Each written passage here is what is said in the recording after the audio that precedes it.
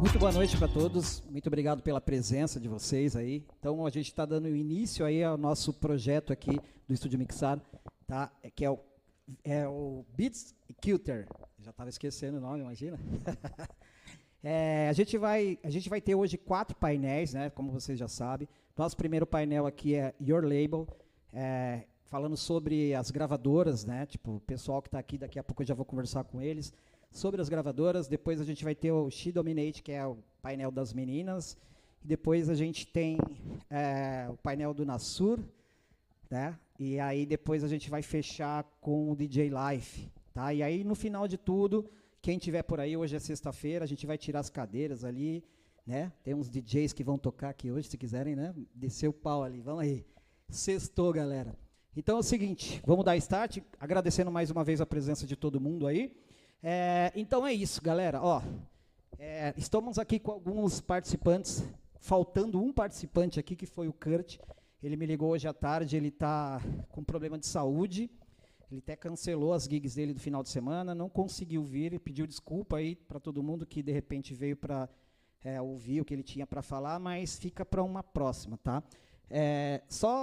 Ressaltando aqui que esse projeto, o Beats and Culture, a gente está começando hoje, aqui é um projeto bem legal, né?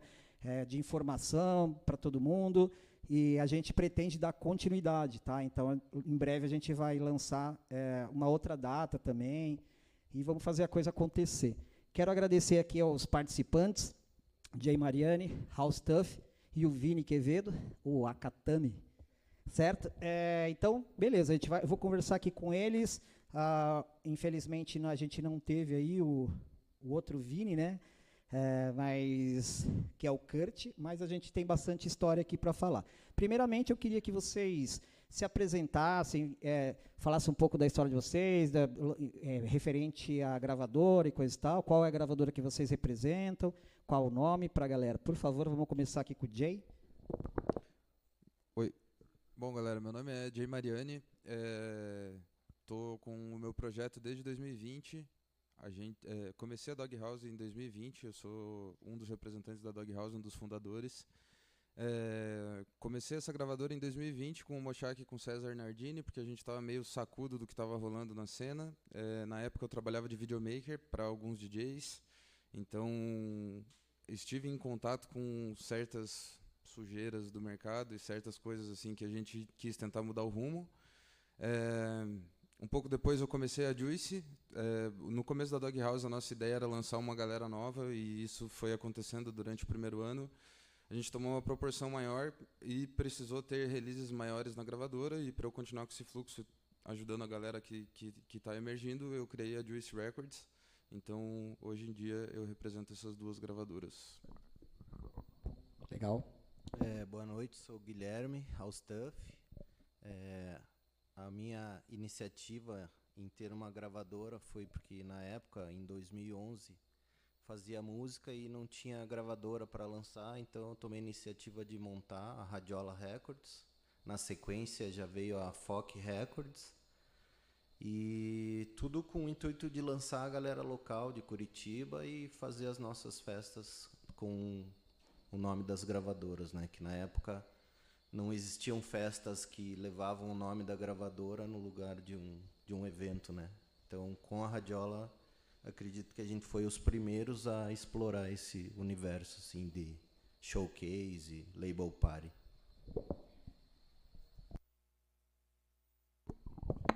Boa noite, pessoal. Meu nome é Vinícius. Eu sou um dos fundadores aí da Parrots. Gostaria de agradecer primeiramente o convite aí ao Edson B, né, para estar participando desse painel. Eu comecei com a Parrots em 2020. A gente começou com esse projeto por conta de eu já vir, né, como DJ local desde 2016. Então, eu já tocava em algumas festas, e aí eu via que sempre, né, eu fortalecia com os contratantes, no sentido de levar bastante público e etc. E aí eu vi a necessidade de eu fundar algo para mim, né? Porque eu sempre fortalecia muito com os caras e não tinha aquele retorno esperado. Então eu falei, cara, eu vou começar uma label minha e vou começar a lançar músicas e fazer eventos. Então foi a partir disso que surgiu a Pertz, em 2020. E aí eu conheci mais 2 sócios, que foi o Jafar. Hoje ele não está mais na label, mas ele iniciou junto com a gente. E conheci o Gabs. Então a gente começou inicialmente como gravadora, ficamos 2 anos só lançando música. E depois de 2 anos lançando músicas, né, para o mercado, a gente decidiu começar a fazer eventos. E aí, em 2022, foi a nossa primeira festa, né? E aí a gente sempre quis conciliar lançamento de músicas com eventos, sempre acreditando no potencial que tem aqui dentro, né, da cena brasileira. Tanto que a maioria dos nossos lançamentos são de artistas brasileiros, são pouquíssimos artistas gringos que a gente já lançou na label. E a gente vem desenvolvendo esse trabalho já há 5 anos.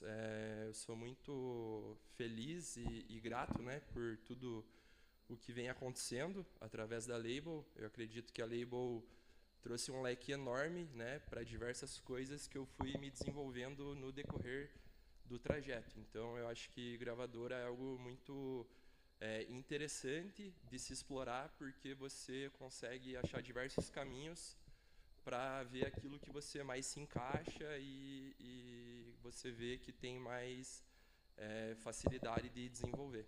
Então é basicamente isso, resumindo aí. Legal. Então vamos começar aqui a primeira pergunta. Quais são os passos básicos para montar uma gravadora do zero, né? Tem muita gente que tem curiosidade, tipo, como é que faz? Como é que eu monto uma gravadora? Fulano tem uma gravadora lá, eu queria saber como que eu faço para isso. Vou começar com Jay. Bom, acho que o primeiro passo isso é uma informação que tem na internet aberta para todo mundo, em vários canais diferentes do YouTube, mas entender como é que funciona essa engrenagem de distribuição de música. Não é simplesmente igual no SoundCloud você chegar e fazer o upload da música no Spotify. Você manda para uma empresa que distribui a música para várias plataformas e daí sim você consegue ter essas músicas lançadas, né? Então, acho que o primeiro passo é você entender como é que essa engrenagem funciona. Segundo passo é você ter um conceito, ter um propósito para a parada também, não ser algo que possa ser comum, né, igual a tudo que está rolando de concorrência, digamos. E essa é muito pessoal, assim, eu levo para os meus projetos, mas com a Dog House foi assim. O que rolava? A gente queria muito fazer a parada e ninguém sabia direito fazer a parada. Então a gente se juntou em uma galera, além de mim e do Mochak, a gente tem ainda 3 sócios. Um deles é o Catel, que faz todas as ilustrações da Dog House. Outra sócia é a Lu Serrano, que na época era... como que fala? De imprensa? Assessora de imprensa, ela fazia algumas matérias para a revista. E o Gaba Kamer, que é o responsável pelos lançamentos da UP Club Records. Então, o Gaba entrou com o conhecimento de lançamento, de distribuidora, inclusive conseguiu uma distribuidora muito boa para a gente. A Lu fazia toda a parte de imprensa para a gente, o Catel fazia toda a parte visual, e eu entrei com todo o meu know-how de vídeo. Então, a gente fez algumas ações bem legais, assim, e conseguiu fazer muita coisa muito rápido, porque a gente estava numa galera especialista em várias áreas diferentes. Então, isso, tipo, é massa, mas para quem está visando dinheiro, assim, acaba ficando um pouco complicado também, porque é muita gente para dividir o final ali, né? Então, essas seriam as minhas dicas primárias. E o House Stuff, qual foi a sua primeira gravadora? Como que foi você, né? Já começou como distribuidora? Como que foi o processo? A primeira, na verdade, como a gente eu dava aula para um grupo, né, de pessoas com interesse em fazer suas músicas. A partir daquele momento, essas pessoas evoluíram ao ponto da gente querer começar a lançar essas músicas. E em 2012 eu fui para o Amsterdam Dance Event para participar das palestras, workshops, etc. E uma das reuniões que eu fiz foi com uma distribuidora, porque no Brasil, em 2011, não tinha nem ideia de como que ia ser os passos para lançar. Aí marquei essa reunião, conheci um pessoal da Inglaterra, de Londres, da Label Works. Até hoje trabalho com eles. Tenho 4 gravadoras em uma conta dentro da Label Works. E a partir desse momento eles fiz a conta lá, assinei contrato, etc. E para começar a distribuir eu tinha que ter 3 releases prontos dentro da plataforma, com capa, com a bio do artista, para ir para as lojas virtuais. Então, basicamente, o step para você criar a tua gravadora é achar uma distribuidora, ter os releases já de antemão, né, para upar dentro do sistema, com todo o histórico, as músicas masterizadas, etc. E depois trabalhar o marketing. Então, quanto antes você conseguir deixar já uma sequência, por exemplo, do ano de lançamentos, a partir dos lançamentos cai a data do release e você começa a trabalhar o marketing de cada um. Então, é uma empresa, tem os processos dentro. Então, diferente, desculpa te cortar, diferente aí da maioria que acaba enviando, pô, vou descobrir uma distribuidora e vou mandar um e-mail, coisa e tal, você foi para lá e conheceu o pessoal da distribuidora, é isso? Sim. Legal, então foi um processo diferente, digamos assim, né, de você já ter esse contato com essas pessoas e tal. Na verdade é porque a conversa, assim, para você entender o sistema, existiam outras distribuidoras, até na época o Rodrigo Carreira tinha uma que era italiana, mas ele vivia reclamando. Então surgiu a oportunidade de ir para esse evento, que rola muito o business, né, da música, assim, não só para gravadora, mas diversas outras frentes que um artista necessita. E daí rolou essa oportunidade, fui para lá e consegui esse contrato lá e começamos a distribuir. Daí na época a gente montou o coworking, né, que era da Radiola. O primeiro coworking a gente começou os live stream, daí para divulgar os DJs, daí os DJs que vinham tocar em Curitiba também acabavam muitas vezes lançando dentro da gravadora e também indo tocar lá.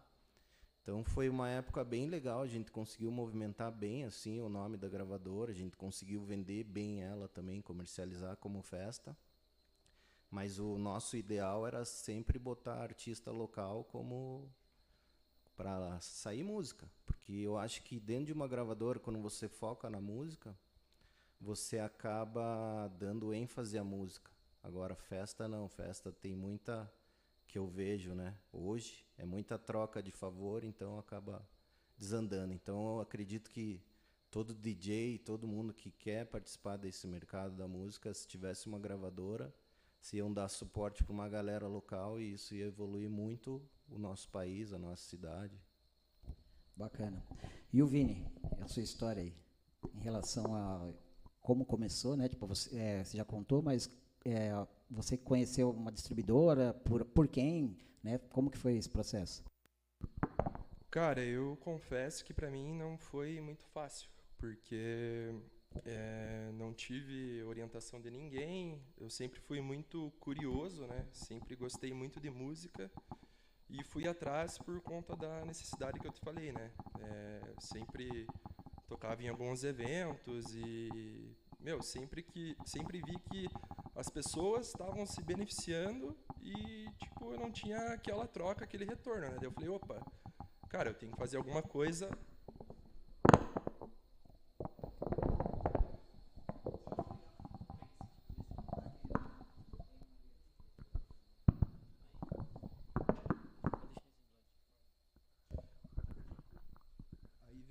Veio um insight para mim e eu falei, cara, eu tenho que fazer alguma coisa por mim, né? Porque se eu não fizer, ninguém vai fazer. E aí eu comecei a pesquisar, né, sobre como abrir uma gravadora. E a primeira distribuidora que eu trabalhei foi a Digidis, é uma distribuidora alemã. E tudo bem, eles pagam em euro, né, uma moeda mais valorizada, porém o serviço gratuito lá dentro não é tão vantajoso. Então esse foi o primeiro contato que eu tive, foi com essa distribuidora. E aí a gente começou a lançar por lá, né? E no decorrer, né, do caminho aí, eu acabei descobrindo outra distribuidora, que é a Proton, que é a que a gente trabalha hoje em dia. É uma distribuidora muito boa Até recomendo aí, não é fácil de você conseguir entrar lá, é por convite e tal, mas ela é bem organizada no sentido de enviar o contrato para o artista, os royalties ela já manda direto para o artista, então, tipo, o cara não tem dor de cabeça em relação a nada. Porque, geralmente, o produtor, né, se a distribuidora não trabalha dessa forma, é o próprio label owner que tem que mandar os relatórios, os royalties e etc. E nessa distribuidora não, ela já é tudo automatizado. E, cara, assim, gravadora, eu vou falar bem a real, não é fácil. O cara tem que gostar, tem que querer muito, tem que investir dinheiro. Eu investi muito dinheiro hoje, que agora está começando a entrar alguma coisa. Então, o cara tem que gostar muito de música, tem que estudar, tem que pesquisar, tem que se conectar com as pessoas certas. Sozinho ninguém faz nada, então eu acredito que os sócios que você vai ter dentro da gravadora vai colaborar para onde você quer chegar. E, como eu falei, dentro da gravadora vai te dar um norte para diversas coisas, desde a produzir eventos, que nem hoje eu trabalho como manager, que foi o que eu me descobri e estou me desenvolvendo. Então, eu recomendo a pessoa, se tem interesse, né, de fato, de abrir uma gravadora, estudar, ir atrás. E, meu, todo mundo aqui é ser humano, todo mundo é igual. Eu acredito que é possível para todos, mas tem que querer muito, sabe? Tem que querer muito e não achar que vai acontecer da noite para o dia, que você vai ficar rico, milionário, porque isso é ilusão. Então, você vai ter que tirar dinheiro do teu bolso, vai ter que investir teu tempo, energia, saúde para fazer acontecer, senão não vai rolar. Então, pode falar. Opa. Você falou que você migrou, né, de uma distribuidora, saiu e foi para outra. O House Stuff falou que ele está até hoje, né, na mesma. Você já chegou a migrar de distribuidora ou está na mesma? Não. A gente trabalha com a Proton também. A Proton, mas desde o início, né? Desde o início. Então, a pergunta que eu vou fazer é para o Vini novamente, cara. Como que foi essa transição de você, vou cancelar o contrato com a distribuidora que eu tinha, agora eu vou mudar para essa? Teve muita burocracia? Tipo, os releases que você tinha lançado nas lojas, enfim, no Spotify, continuaram? Como que foi esse processo? Cara, foi bem complicado, porque tem contrato, né? Então, eles... Tanto que eu estou vinculado até hoje, nessa primeira distribuidora que eu comecei, eles querem cobrar 600 euros para eu poder rescindir o contrato e passar todos os releases dessa distribuidora para a distribuidora nova que eu comecei. Então, eu preferi manter do jeito que está, deixar todos os releases que eu tinha nessa distribuidora e manter o contrato que eu tenho lá, e comecei basicamente do zero nessa nova que eu tô, que é a Proton. Tanto que agora a gente tem duas contas lá no Beatport, né? Tem uma que é Parrots Records, que eu comecei com a DigDiz, e tem só a Parrots, que agora a gente está na Proton. Então, o que eu indico, recomendo é ler o contrato, primeiramente, né? Para não acontecer isso que aconteceu comigo. E, cara, analisar bem a distribuidora que você vai ter essa parceria, porque isso aí, para depois você se desvincular, é bem difícil. E ainda mais se você já tem diversos catálogos lá lançados, para migrar para outra, tem essa burocracia. Estou passando um pouco por isso agora, mas o House Stuff está me ajudando. Você também está na Proton, né? E você falou que a Proton tem um sistema diferente que é tipo de artista diretamente com eles, não é tipo você como gravadora que repassa. Como que funciona isso? Explica pra gente melhor, por favor. Normalmente, né, pelo menos nas gravadoras que eu tinha lançado, que eu lancei, né, depois de começar a Doghouse, a galera manda contrato mesmo, tipo, contrato redigido, pede assinatura de volta, você manda e tal.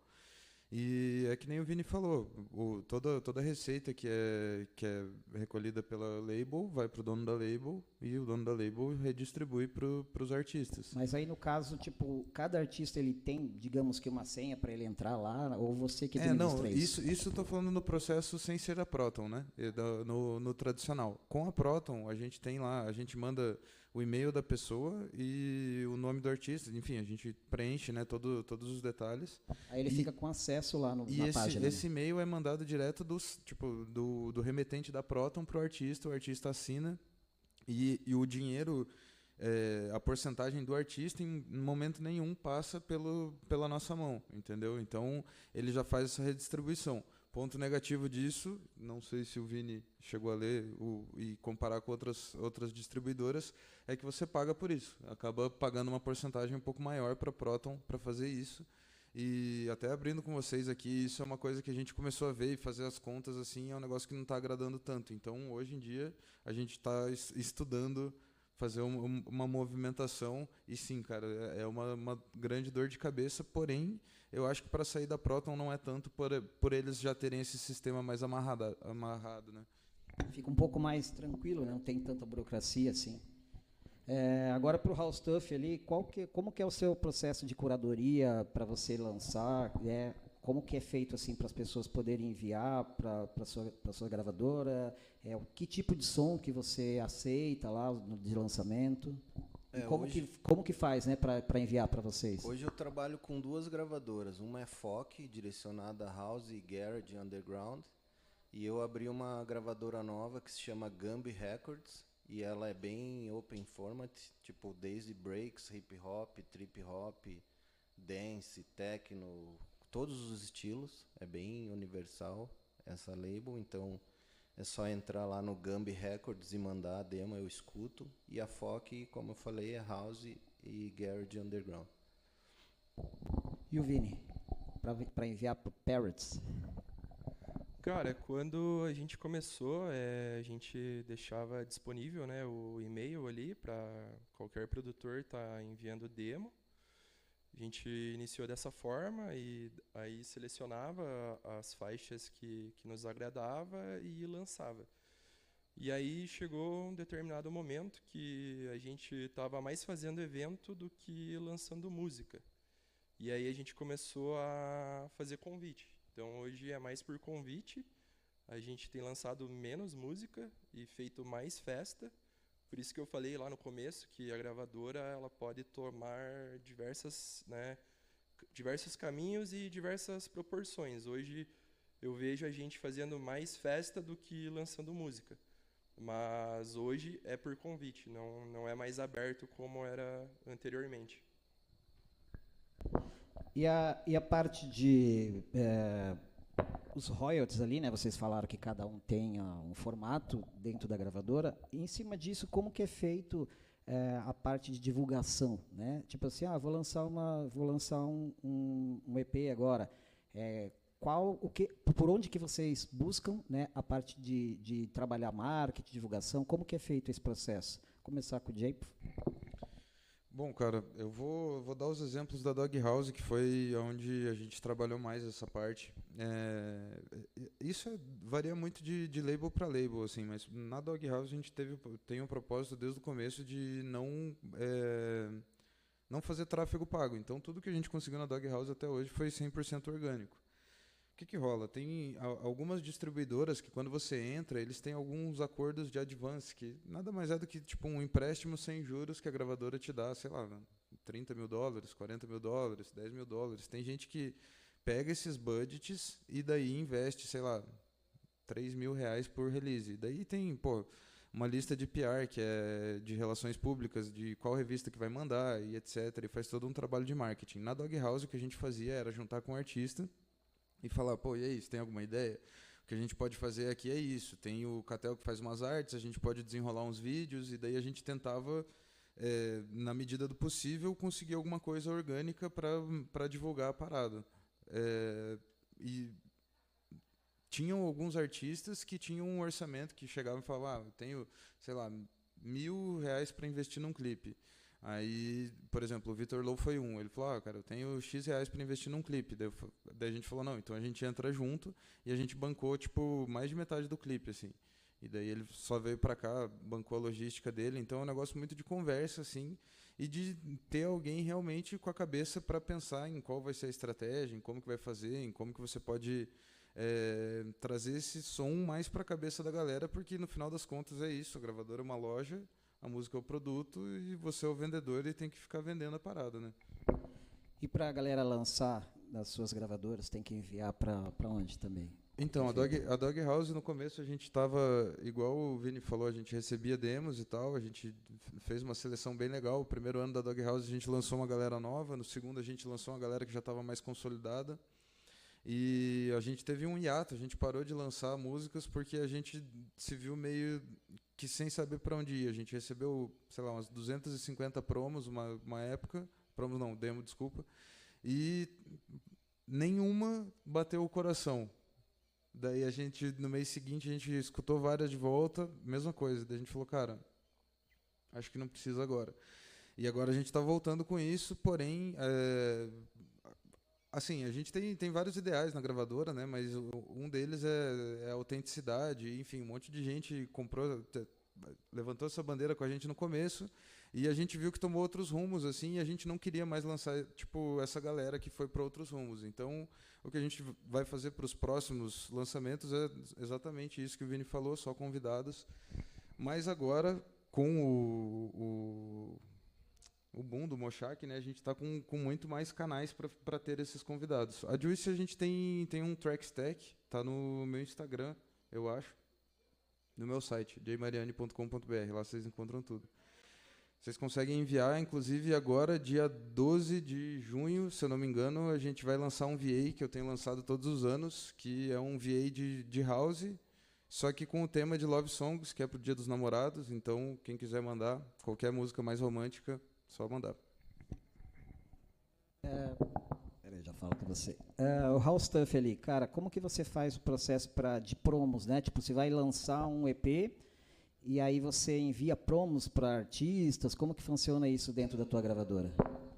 Então, desde 2011, né, quando começou a Radiola, dentro da Label Works, eu montei um promo mail, né, que eu recebia dos artistas, e daí a gente foi aumentando isso com os DJs que, no decorrer dos anos, que queriam receber a promo.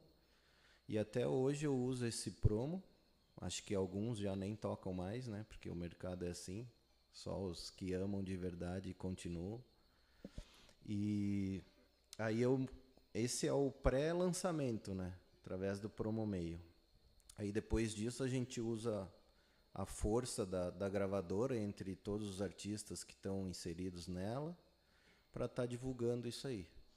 Mas o foco mesmo é a música, é manter a música viva.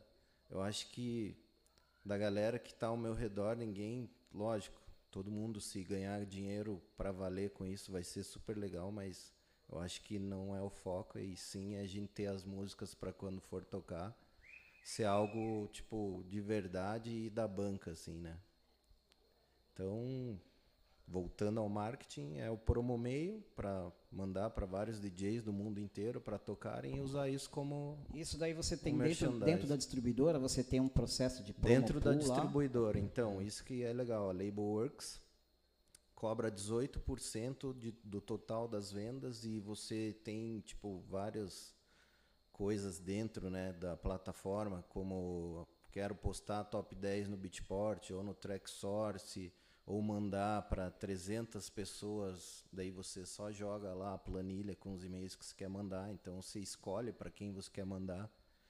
Por exemplo, vou lançar um techno, então, tem uma planilha que são 300 ou 1000 DJs no mundo inteiro que são do techno, vai fazer sentido eu mandar. Então você pode mandar diretamente só para aquela galera.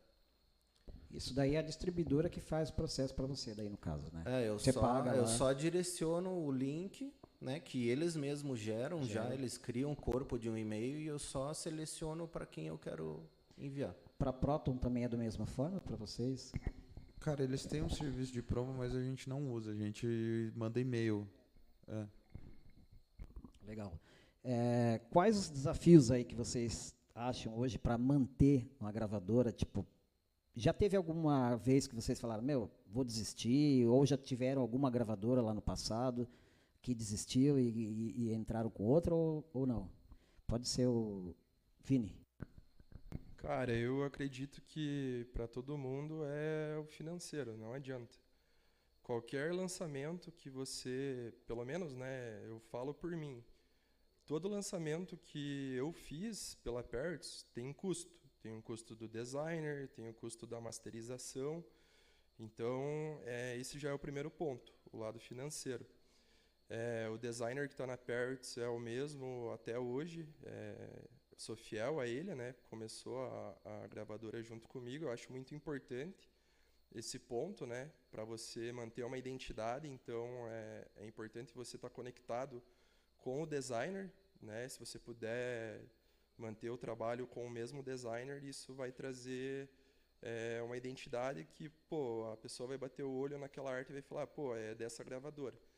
Então, mesmo ele, né, sendo meu amigo, tendo iniciado junto comigo na label, eu sempre paguei ele e esse já é um custo. Então, a capa do lançamento, né, já tem um custo. Eu sempre fiz a masterização interna dentro da gravadora. Então, o artista me manda a track com a mix, né, que é o mínimo que eu peço. E aí o masterizador também, né, tem o custo dele. E aí se a mix não está de acordo ali com a master, a gente, né, devolve para o artista, explica o que ele precisa ajustar. Então já começa por aí. Eu acho o que pesa é isso inicialmente, porque o retorno, como eu falei, você abrir uma gravadora, se você é que nem eu sempre digo, se você tem dinheiro, você faz dinheiro. E quem não tem muito dinheiro para investir nisso, o retorno acaba sendo menor. Então, eu no começo, eu investi muito e tive pouco retorno. Agora que as coisas estão começando a se desenvolver e começando a empatar e ficar no 0 a 0. Então, eu acho, falando por mim, o que pesa é a parte financeira.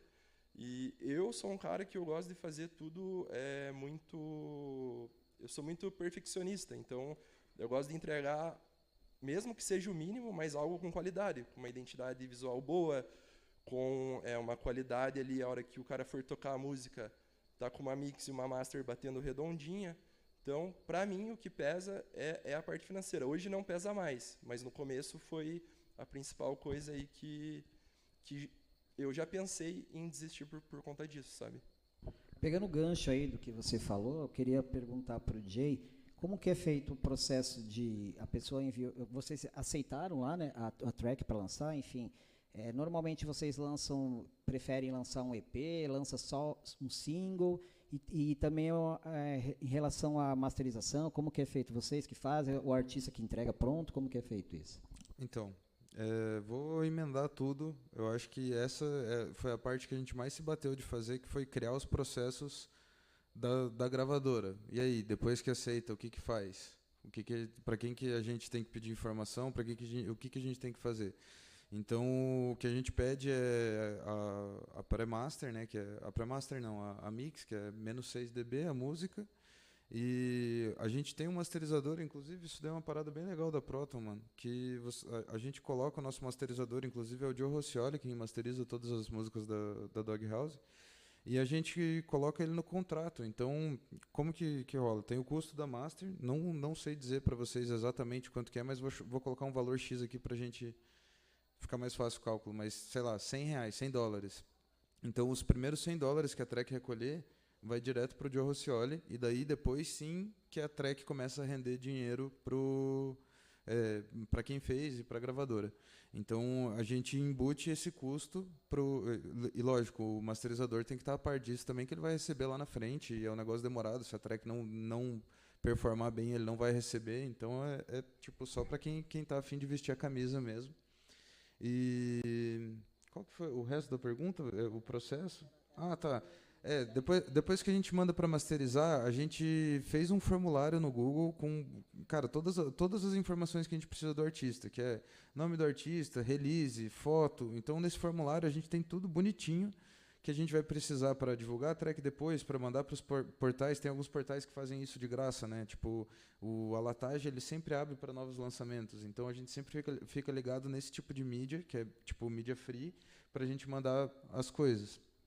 E até para a Lu, que é quem faz a parte de imprensa nossa, fica muito mais simples para ela, tipo, escrever uma matéria. Ela abre ali o formulário, já tem todos os dados ali, tudo bonitinho. Então, até a gente pensar nessa forma de trabalhar foi um ano ali batendo cabeça, tipo, ia no grupo, "Ô, e aí, o que tem que fazer agora? Ah, tem que pedir o e-mail dele." Daí eu ia lá e pedia o e-mail do cara. Ah, e agora o que tem que fazer? Ah, tem que pedir foto. Daí eu ia lá e pedia a foto do cara. Então até a gente criar esse processo foi um pouco demorado, mas depois que a gente criou ficou bem mais fácil, assim. E aí, no caso de lançamento, vocês dão preferência mais para EP, para single? Ah, e cara, isso daí vai muito da demo que a pessoa mandou. Tipo, a pessoa, tem gente que manda, sei lá, 10 músicas, a gente gosta só de uma, e daí é single, desde que ela seja forte o bastante. Teve um único VA da Juice, da Doghouse, que a gente lançou, que, cara, foram várias músicas que a gente queria fechar o ano, inclusive o House Stuff lançou uma sonzeira lá. A gente queria fechar o ano e a gente não queria deixar sem lançar, porque no outro ano a gente queria voltar a lançar, e daí que aconteceu o que eu falei. Então, durante esse ano tiveram alguns artistas que tinham músicas que, sei lá, tinha uma música que era, pô, muito boa, muito pista, certeza que ia dar boa, e tinha umas músicas que eram cavernosas até demais, e a gente falava, cara, dá pra fazer um EP com isso daqui, que se for só cavernosa não vai vender, mas se tiver uma forte empurrando, talvez sim. Então esse era o nosso critério para escolher quando tinha EP. Massa, massa. Cara, eu tenho muitas perguntas para fazer, mas a gente tem curto tempo. Quero abrir para vocês aí, quem tem alguma pergunta, né, para fazer antes da gente finalizar aqui, por favor, se manifestem. Ninguém quer falar?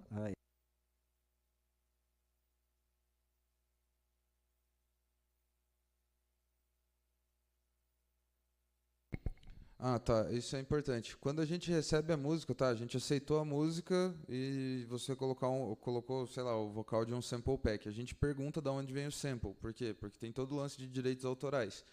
Tem alguns sample packs, tipo, sempre que a pessoa fala, eu usei de um sample pack do Splice, a gente procura ver se é do Splice mesmo, ou se a pessoa, sei lá, sampleou de alguma música, porque isso daí tende a dar problema. E, enfim, é isso, a gente dá uma pesquisada no sample pack para ver se tipo, tem sample packs que a pessoa cria um vocal para parada, mas tem sample packs que, tipo, é um DJ das antigas que juntou os vocal que ele mais gosta numa pasta e vendeu para a galera. E ele não tem direito de nada disso, entendeu? Então a gente tem que ficar atento com isso para não ter problemas futuros. Mais alguém? Tem perguntas? Querem saber, por favor?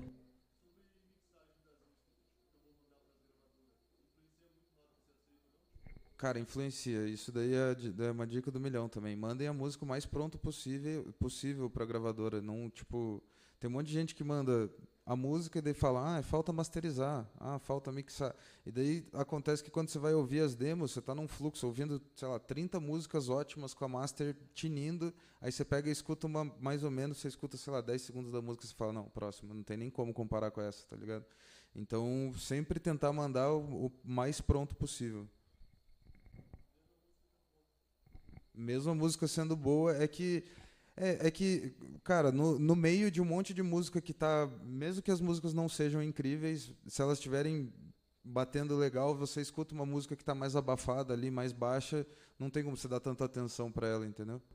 Tipo, às vezes a ideia do projeto é boa, só que o cara não sabe fazer o ajuste fino, que é a mix. Então, cara, não adianta ter só a ideia boa. A mix e a master, querendo ou não, é a parte nerd ali da produção. Então, que nem eu tô falando, às vezes você tem uma ideia boa de uma música, você manda para a gravadora, mas a mix não tá boa, o cara não vai aceitar, entendeu? Então, eu recomendo o produtor, no mínimo, saber fazer uma mix mais ou menos para a gravadora poder fazer a master e aí lançar a música. Então, não adianta ter só uma ideia boa e a mix ser ruim. Eu acho que esse é o ponto crucial, assim, de você se destacar. Nesses anos de música, eu sempre vi a diferença de uma pessoa que tem uma noção assim de mixar a sua música e criar uma personalidade própria através da mixagem. Muitas vezes você está passando por um momento do que seja, do tech house, do minimal, você acaba se influenciando, né, na criatividade daquilo, mas a tua mixagem pode diferenciar aquele estilo através da mixagem. Então, estudar a mixagem é crucial para qualquer estilo, para você dar tua personalidade na música. Tinha uma pergunta?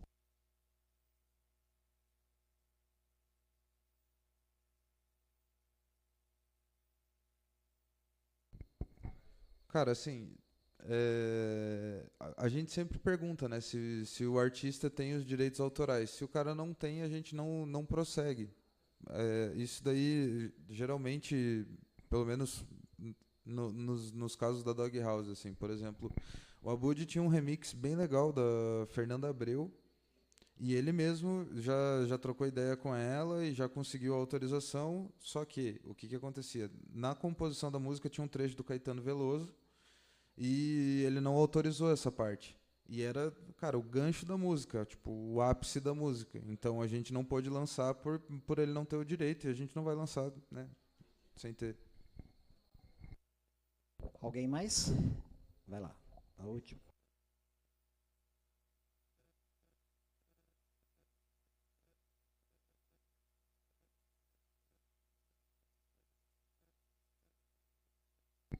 Cara, depende muito. Tem artista que já chega com o próprio remix. Tem gravadoras, por exemplo, eu tive um lançamento na Order hoje, que era uma música minha, e o Dift fez um remix. Foi a convite do Puka e do G Félix, que são donos da Order. Eu sou amigo do Dift, mas não foi eu que pedi o remix. Foram eles que fizeram o convite. Então, eu acho que rola dos dois jeitos, mano. E, tipo, eu acho que eu não teria a intimidade de pedir pro Dift fazer um remix pra mim, tá ligado? E daí eles, com a abertura que eles têm, eles fizeram assim. Mas, cara, varia muito, assim. Tem gente que já chega com o próprio remix. Fala, ó, tem essa música e um remix do, sei lá, Vitor Low, do Chris Stussy. Daí vai da gravadora escolher. Só para a gente fechar aqui, tenho duas perguntinhas. Quer dizer, para os três, né? Para vocês três, quero que vocês divulguem o próximo lançamento de vocês, aí quando que vai ser. Começar com o Jay, daí depois o House Stuff e o Vini. Próximo lançamento da gravadora. Tá, vamos lá. Dog House, estamos tentando o nosso próximo lançamento para voltar com os releases da Dog House no final de setembro, porém a gente está nesse trânsito de talvez mudar de distribuidora e talvez não aconteça. Da Juice, o próximo lançamento é do Dia dos Namorados mesmo, que é o EP Love Songs que eu falei, e vai ser em junho, se eu não me engano. House Stuff. A Gambi Records começou a lançar em janeiro e até o momento a gente está com 10 releases. A ideia é lançar um release por semana e a gente já está até 2026 com esse calendário. Então, para essa label multifacetada, vai demorar para sair. Aí pela FOC a gente tem release para o segundo semestre. Vini? Cara, como a gente está nesse processo aí de lançar por convite, né? A gente tem 2 releases que vai sair. Um vai ser no próximo mês, com aquele ideal que eu falei de sempre valorizar a cena brasileira, do Kling, produtor de Santa Catarina, muito bom. E o outro release é do Pavese, é um artista que eu trabalho como manager e é meio que residente da label. A princípio é esses 2 releases que está engatilhado, mas acredito que terão outros no decorrer do ano ainda. Mas o que está certo são esses 2. Legal. E agora, para fechar mesmo, qual o conselho que vocês dão aí para quem quer começar, está a fim de abrir uma label, né, uma gravadora, e para quem está a fim de enviar uma demo, né, para uma gravadora? Pode começar com a House Stuff? Claro. Quem quer começar uma label tem que ter um norte. Então, já saber o que você procura para caracterizar uma personalidade dentro dessa gravadora, para não começar já com destino. Não é cair numa estrada sem saber para onde você vai. Porque daí facilita até o público-alvo que você vai atingir, etc. E eu acho legal a parte de você dar suporte para os próximos, assim. Se você gosta de música eletrônica, tenho certeza que você tem 2, 3, 5, 10 amigos que também curtem e que talvez queiram viver como produtor e fazer lançamento, então vocês fortalecerem entre si. Mas lógico, sempre de ouvido ligado, porque a música é cíclica, né? Tava falando agora pro Jay. E tem que estar atento a tudo. A tecnologia também, a cada 3, 6 meses muda. Então, para você que é produtor e quer lançar, você tem que estar ligado nisso também, porque a sonoridade vai evoluindo. Então, tem que estudar, tem que trabalhar, tem que viver isso. É um lifestyle que é muito legal. No Brasil é sofrido, não muito valorizado, mas, cara, eu acho que a gente tem que viver a vida fazendo o que a gente gosta. Então, fortaleça quem está com você e estude bastante para fazer acontecer. Massa, massa. Alguém aí tem mais alguma coisa a dizer sobre isso? Cara, eu acho que, primeiramente, você tem que gostar muito, né? Colocar amor naquilo, acreditar, principalmente, se conectar com as pessoas certas. Eu sempre recomendo e indico ter um artista ali na sociedade da gravadora que seja produtor, que esse cara vai ser a pessoa que vai levar o nome da gravadora, querendo ou não, e ter mais de uma pessoa no time para você poder distribuir as responsabilidades, porque não é fácil. São muitos processos, envolve muita coisa. Então, eu acho que para a pessoa querer tocar uma gravadora sozinho é uma responsabilidade e é difícil de conseguir segurar tudo, sabe? Então, eu acho que é botar amor na parada, se conectar com a pessoa que está com o mesmo pensamento, com a mesma visão, com o mesmo ideal que você, e ter um conceito daquilo que você quer mostrar pro teu público, para tua fanbase. Eu acho que é isso. Deixa eu só fazer um ponto aqui nesse que o Vini falou, porque muitas vezes, cara, no decorrer da vida, você vai começar a tua label com sócio e no decorrer dos anos o foco de cada um pode mudar. Então, cara, é trabalhoso, mas se você conseguir fazer tudo isso sozinho, você nunca vai depender de ninguém e vai poder continuar isso até o último dia. Eu vou dar o meu conselho aqui agora falando como artista.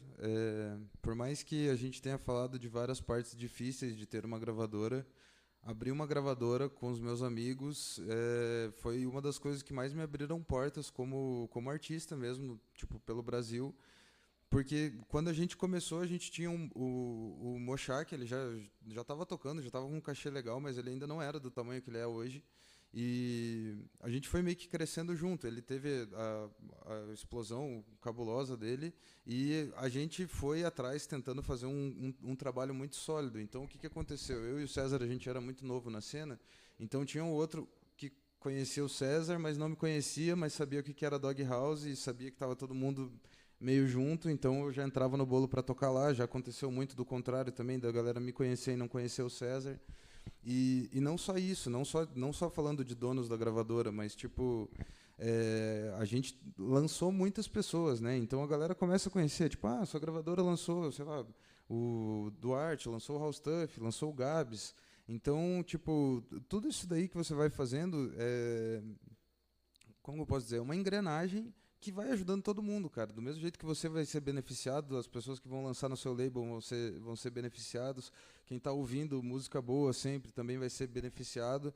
Então, o conselho final assim que eu dou, mano, eu sei que tem um monte de DJ aí também que quer abrir label, é que, cara, ser DJ não é só a glória, não é só o final de semana ali tocando as músicas que você mais gosta, também tem o trabalho árduo e difícil durante a semana. E, cara, fazer uma gravadora é mais um trabalho, além da produção, além de estudar mix, além de estudar master, é você aprender a abrir uma empresa do zero, de fato, e é algo que pode te ajudar, mas, cara, demanda sangue e suor. Então, vale a pena, é muito massa, eu amo o que eu faço, cara, não deixaria de fazer isso nem fudendo. Massa, hoje em dia, a facilidade, né, só para dar um bônus pra galera, inteligência artificial, galera. Se você não tem grana para fazer um designer, velho, inteligência artificial, um release, tá ligado? E se precisarem de master, mix, só lá, @howstuff, tamo na área. Só para finalizar aqui a linha de raciocínio, eu acho que independente de você ter sócios ou você abrir sozinho, né, isso aí não é regra e não tem nenhuma fórmula. Acontece da forma que tem que acontecer para cada pessoa. Eu acho que o principal é você colocar amor, acreditar em você, seja com seus sócios, seja sozinho, Mas é acreditar em você e colocar amor na parada que uma hora vai acontecer, entendeu? Independente do tempo que leve, a parada acontece, mas você tem que querer muito. Então, eu acho que isso é o principal. Legal. Eu sei que pintaram um monte de gente aí querendo fazer pergunta, mas a gente está com o horário já estourado aqui, daqui a pouco tem outro painel, tá? Quero agradecer aqui, ó, uma salva de palmas para os nossos convidados. Agradecer a presença aqui do Vini, o House Tuff e o Jay aqui, né, que cederam seus tempos para vir aqui conversar com a gente, passar essas informações para vocês. Muito obrigado mais uma vez por vocês comparecerem. A gente vai dar um intervalo com a musiquinha ali do Mosaic, tá? E daqui a pouco a gente vai pro próximo painel, que é o She Dominate, que é das meninas, beleza? Valeu!